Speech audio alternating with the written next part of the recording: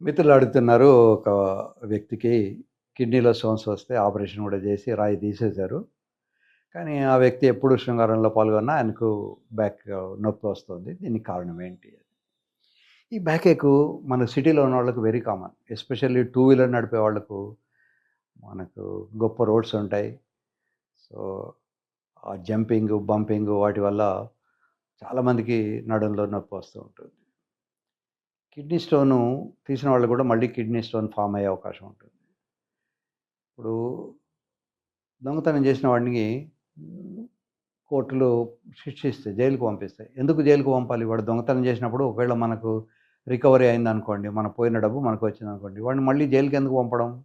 ఎందుకు అంటే, ఆ దొంగతనం చేసే గుణం మార్పిచ్చడానికి కోసమని, దాన్ని మాన్పించడానికి కోసమని జైలుకి పంపిస్తారు. సో, కిడ్నీలో స్టోన్ తీసేసినంత మాత్రాన కిడ్నీకి జైలుకెళ్ళదు. దానికి ట్రైనింగ్ లేదు. మళ్ళీ ఇంకోసారి స్టోన్ తయారు చేసుకోకూడదు అని. కనుక మళ్ళీ సంవత్సరం కాగానే, శివరాత్రి రాగానే అది యాక్టివేట్ అయిపోయి లోపల లింగమో, ఓ చిన్న స్టోనో తయారు చేసుకుంటుంటుంది. కనుక కిడ్నీ స్టోన్ వచ్చిన వాళ్ళందరూ శివరాత్రి రాగానే జాగ్రత్త పడి ఒక ఎక్స్‌రే తీసుకోవాలి. నర్మద కంకర్ సబ్ శివ శంకర్ అంటారు. నర్మదా నదిలో ఉన్నటువంటి ప్రతి రాయి గూడా శివుడి స్వరూపమేనట. అలాగే రాయి వచ్చిన వాళ్ళకి మళ్ళీ మళ్ళీ రాయి వస్తుంటుంది గనక, ఆ రాయి చిన్నగా ఉన్నప్పుడు మనం మేనేజ్‌మెంట్ ఈజీ ఉంటుంది గనక, అది 5 ఎంఎం ఉన్నప్పుడు 90% పడిపోతుంది దానిచ్చదే గనక. సో, శివరాత్రి రాగానే మీరు గుర్తు చేసుకోవాల్సింది నా కడుపులో భగవంతుడు ఏమైనా వచ్చాడా? మళ్ళీ ఏమన్నా శివలింగం వచ్చిందా? అని చూసుకోండి. సో, శృంగారంలో పాల్గొన్నప్పుడు మరి నొప్పెందుకొస్తోంది? ఉట్టప్పుడు లేదు గదా! బ్యాక్ ఏకు అని మీరు అడగొచ్చు. దానికి కారణం ఏంటి అంటే, శృంగారంలో పాల్గొన్నప్పుడు మనకు తెలియకుండానే మన మజిల్స్ అన్నీ గూడా కంట్రాక్ట్ అయితాయి. ఇప్పుడు ఒక్కోసారి క్వెషన్‌లు వస్తుంటాయి నాకు. మరి అమ్మాయి రెడీ అని ఎట్లా తెలియాలి? అబ్బాయికైతే అంగం గట్టిపడితే హి ఈజ్ రెడీ. మరి అమ్మాయిది ఎలా? అన్నప్పుడు నేను చెప్తుంటాను. పిరుదులు టైట్ అయితాయి. బ్రెస్ట్ టైట్ అయితుంది. నిపుల్స్ స్ట్రెయిట్ అయితాయి. చర్మంలో గూస్ స్కిన్ అంటారు. ఇలా హెయిర్ లేసి నిల్చుంటుంది. మానంలో తడి వస్తుంది. ఇవన్నీ ఉండొచ్చు. ఇంట్లో కొన్ని మాత్రమే ఉండొచ్చు. అసలు ఏమీ లేకుండా కేవలం మానంలో తడి రావచ్చు. మానంలో తడి అనేది వెరీ ఇంపార్టెంట్. రాకపోతే మీరు ఇంట్లో ఉన్న ఆయిలో, కొబ్బరి నూనెనో ఏదో ఒకటి పెట్టుకోండి అని చెప్తూ ఉంటాను. అలాగే ఇప్పుడు ఈ బ్యాక్ ఏక్ అనేది వెనకాల మజిల్స్ అన్నీ టైట్ అయితాయి. మగవాళ్ళకైతే, ఆడవాళ్ళకైతే. సో, ఆ మజిల్ టైటు అలా మీరు ఒక 5 నిమిషాలు ఇలా చేతిని పిడికిలి పట్టుకొని గట్టిగా పట్టుకోండి. మీకు ఇదంతా నొప్పొస్తుంది. సో, శృంగారం చేసినంత టైము వాడికి తెలియకుండానే వాళ్ళు ఇలా కాంట్రాక్షన్‌లో ఉంచుకుంటారు మజిల్స్‌ని. అలా ఉండడం వల్ల దానికి నొప్పొస్తుంది. అంతేగాని రాయి వల్ల నొప్పి కాదు. రాయి వల్ల వచ్చే నొప్పి ఒకవేళ కిడ్నీలో ఉంటే అసలు నొప్పే తెలియదు. అది కదలదు. కదిలే రాయే ఎక్కువ నొప్పి పెడుతుంది. ఎంత నొప్పి పెడుతుంది అంటే కాన్పు నొప్పంత నొప్పొస్తుంది. సుమారుగా కిడ్నీ నుంచి కింద ఆశయం అంటారు. బ్లాడర్ వరకు సుమారు 30 సెంటీమీటర్స్ లెంత్ ఉంటుంది. ఈ 30 సెంటీమీటర్స్ లెంతు స్లోగా కదులుతూ ఉంటుంది. రాయి ఇట్లా మనం ఏదో సీసాలో ఏస్తే పైన ఏస్తే రాయి కిందకి జారినట్టు జారదు. కనుక పెరిస్టాల్సిస్ అనే ఒక మూవ్‌మెంట్ ద్వారా యూరెటర్‌లో ఉన్న రాయి కొంచెం కొంచెం, కొంచెం కొంచెం కదిలి, కదిలి, కదిలి కిందికొస్తుంది. అది గూడా 3 ప్లేస్‌లలో తట్టుకుపోతుంది. ముఖ్యంగా ఇవి కిడ్నీలు, ఈ యూరెటరు. ఈ పెల్విక్ యూరెట్రిక్ జంక్షన్ అంటాం. ఇక్కడ తట్టుకోవచ్చు. లేదా ఈ రక్తనాళాల ఉన్న చోట తట్టుకోవచ్చు. లేదా ఈ యూరెటర్ గనుక బ్లాడర్‌లోకి ఎంటర్ అయ్యే చోట వీయూజే అంటాం. వెసైకో యూరెట్రిక్ జంక్షన్. ఈ జంక్షన్ దగ్గర ఇట్లా 3 చోట్ల తట్టుకొని ఉంటుంది. విపరీతంగా నొప్పొస్తుంది. కాన్పు నొప్పంత నొప్పొస్తూ ఉంటుంది. కనుక ఇప్పుడు ఇటువైపు వాళ్ళు రాళ్ళు చూపెట్టారు. ఈ రాయి ఇక్కడ తట్టుకోవచ్చు, ఇక్కడ తట్టుకోవచ్చు. లేదా ఇక్కడే జంక్షన్‌లో ఇక్కడ తట్టుకోవచ్చు. ఇలా తట్టుకున్న రాయిని మనం ఎక్కువ నీళ్లు తాగినంత మాత్రాన అది కిందకి జారదు. సో, చాలామంది అనుకుంటారు ఎక్కువ నీళ్లు తాగడం వల్ల ఉపయోగం ఉంటుంది అని.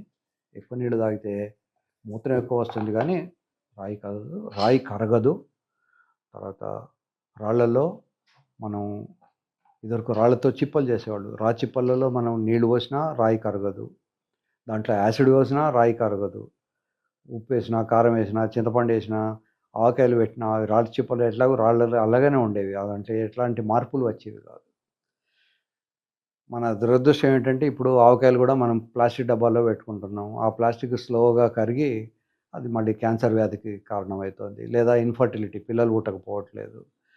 ఆఫ్టర్ ఆల్ మంచినీళ్ళ బాటిల్సు మనకు ప్లాస్టిక్‌లో తప్పితే దొరకట్లేదు.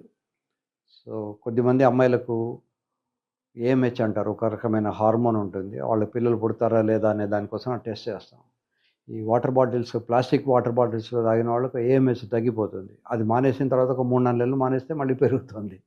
కనుక ప్లాస్టిక్ బాటిల్‌లో తాగే నీళ్ళుతో సహా ఇవన్నీ కూడా మంచివి కాదు. ఇవన్నీ తాగించుకోండి. మన మెయిన్ క్వెషన్ ఏమిటి అంటే కిడ్నీలో రాయి తీసినా కిడ్నీకి రాయి తయారు చేసుకునే గుణం పోదు. కనుక ఫుడ్‌లో తక్కువ సాధ్యమైనంత తక్కువ ల ఉప్పు గానీ, కారం గానీ తీసుకోండి. కారం తీసుకున్నప్పుడు మనకు తెలియకుండానే ఉప్పు తీసుకుంటాం. కనుక కారము, ఉప్పు 2 కూడా స్పైసెస్ తగ్గించుకొని తినండి. తర్వాత తినకూడని లిస్ట్ చూస్తే అసలు ప్రపంచంలో ఏమీ తినలేము. ఆహ్, మనం బాదం తినకూడదు, పాలకూర తినకూడదు, టమాటా తినకూడదు, ఇంకేదో తినకూడదు. ఇది తినకూడని లిస్టు కిడ్నీలో రాళ్ళు వచ్చిన వాళ్ళకు మొత్తం కనిపించే ప్రతి వస్తువు తినకూడదని లిస్ట్‌లోనే ఉంటుంది. కనుక కనీసం సాల్ట్ ఒకటి తగ్గించుకోండి. మా చిన్నప్పుడు మేము స్కూల్‌కెళ్ళినప్పుడు పక్కన కొండ ఉండేది. ఆ కొండ మీదకెళ్ళి అక్కడ నల్లటి రాళ్ళు ఉండేవి. వాటి మీద యూరిన్ పాస్ చేసినప్పుడు డిజైన్‌గా యూరిన్ పాస్ చేసేవాళ్ళం. ఒకడు ఏ అని, ఇంకొకడు బి అని వాడి ఇంటి పేరో, వాడి పేరుతో సహాను అలా రాసుకొని నెక్స్ట్ డే వెళ్లి చూసేసరికి అక్కడ తెల్లగా మెరుస్తూ కనబడేది. అదంతా సాల్ట్ అన్నమాట. యూరిన్‌లో వచ్చేది సాల్ట్ ఎక్కువ ఉంటుంది. కనుక సాల్ట్ కన్జంప్షన్ తక్కువ చేసుకోండి. మనం తినే తిండిలోనే సాల్ట్ ఉంటుంది. ఎక్స్‌ట్రాగా సాల్ట్ వేసుకోవాల్సిన అవసరం ఉండదు. మనం స్లోగా అలవాటు చేసుకుంటే సాల్ట్‌లెస్ ఫుడ్ కూడా తినొచ్చు. సాల్ట్ వల్ల చాలా నష్టాలున్నాయి. కనుక కేవలం సమ్మర్‌లో మాత్రమే కొంచెం సాల్టీ ఫుడ్ తీసుకోండి. మిగతా టైంలో సాల్ట్ లేని ఫుడ్ తీసుకోవడానికి ప్రయత్నం చేయండి. కిడ్నీలో స్టోన్ ఫార్మ్ అయిన వాళ్ళు శృంగారంలో పాల్గొనొచ్చా? సంతోషంగా పాల్గొనొచ్చు. కిడ్నీలో స్టోన్ ఉన్నంత మాత్రాన శృంగారానికి దూరంగా ఉండక్కర్లేదు. అమ్మాయిలు దూరంగా ఉండక్కర్లేదు. అబ్బాయిలు దూరంగా ఉండక్కర్లేదు. అట్లా అని చెప్పి అమ్మాయికి ఆ కిడ్నీ స్టోన్ వల్ల నొప్పొస్తున్నప్పుడు నువ్వు పాల్గొనాలి అని ఆమెను కష్టపెట్టకండి. ఆ నొప్పి తగ్గిన తర్వాత శృంగారం చేయండి. నొప్పికి ఇంజెక్షన్స్ ఇప్పించండి. ఇంజెక్షన్స్‌తో తగ్గకపోతే ఆ రాయి తీయించండి. అంతేగాని డాక్టర్ గారు ఎలాగో చెప్పారు, నువ్వు రాయి ఉన్నవాళ్ళు కూడా శృంగారంలో పాల్గొన్నారు కనుక నీకు నొప్పొస్తే అలా వచ్చింది. నువ్వు మాత్రం ఇప్పుడు పడుకొని చూడాలి అని ఆమెను కష్టపెట్టకండి. మనసున మనసై అంటారు. మనసులో మనసై ఉన్నప్పుడు కాశీ, రామేశ్వరాలకు యాత్రలకు పోవాల్సిన అవసరం ఏముంది? దేవుడు ఇక్కడే ఉన్నాడు. అంటే దేవత మన భార్య రూపంలోనే ఉంటుంది. కనుక భార్యను ప్రేమించండి. ఆమెను ఒక దేవతలాగా చూసుకోండి. ఆమెను ఒక బిడ్డలాగా చూసుకోండి. ఆమెను ఒక తల్లిలాగా చూసుకోండి. ఆమెను మీలాగానే చూసుకోండి. ఒక చిన్న కథ చెప్తారు. ఒకసారి కాళిదాసు వెళ్ళినప్పుడు కాళికాదేవిని అడిగాడట. ఎవరు కవి అని, ఎవరు పండితుడు అని. అంటే ఒక పండితుడి పేరు చెప్పి ఫలానా వ్యక్తి పండితుడు అని. ఆయనకు కోపం వచ్చి అడిగాడట. మరి అట్లయితే నేనెవరిని అని. అంటే త్వమేవాహం అన్నారట దేవత. త్వం ఇవ అహం అంటే నువ్వు నేను ఒకటే అని. సో భార్యను కూడా మీ శరీరం అనే అనుకోండి. మీ ఆత్మనే అనుకోండి. ఆమెకేదన్నా బాధొస్తే మీకు బాధ వచ్చినంత బాధపడండి.